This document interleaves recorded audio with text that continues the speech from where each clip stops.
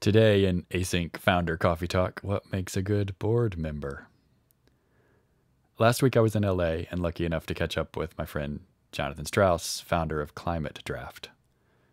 Jonathan mentioned in passing something that somebody we both know said about a venture investor we also both know. He's a good VC. He'll stab you in the chest. Which, sort of a joke and sort of not. A board member being willing to tell you what they really think when things are hard is a good start in terms of being a good board member. I think it probably sometimes feels a lot easier for investors to talk transparently to the other investors on a board than to the founder or founders on a board. When things are hard, investors are often a little more structurally aligned with each other than with founders. So being willing to do the hard thing and talk to everybody in the same transparent way is important. I know that I feel like I have sometimes been able to tell when people on my board talk to each other about me, and I don't love that feeling. But even though a lot of investors fail this test, to founders this feels like a pretty low bar. There are two more things that founders talk about a lot when we talk to each other about investors. First, do they pattern match extremely well, and do they know that what they are doing is pattern matching and offering advice rather than telling you things they know for sure?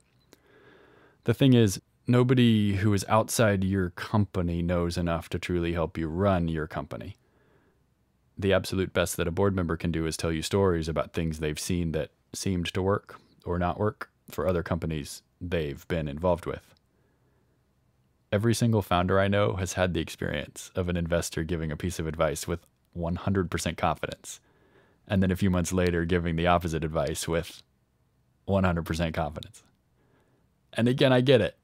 Professional tech investors are helping a lot of companies in parallel, and most interesting decisions are interesting because there are good arguments on two, or maybe more, sides of the decision.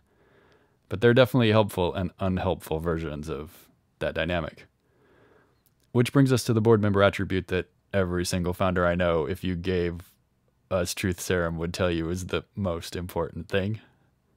Low drama. Nothing can make up for a board member who creates drama. You just don't have time for it.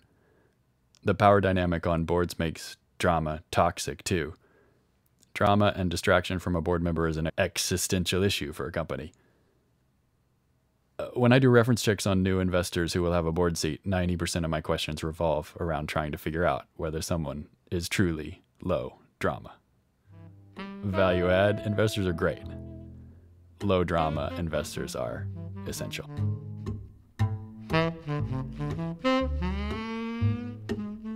Today's music is On the Sunny Side of the Street from Joshua Redman's self-titled debut album released in 1993. Kevin Hayes piano, Christian McBride bass, Gregory Hutchison drums.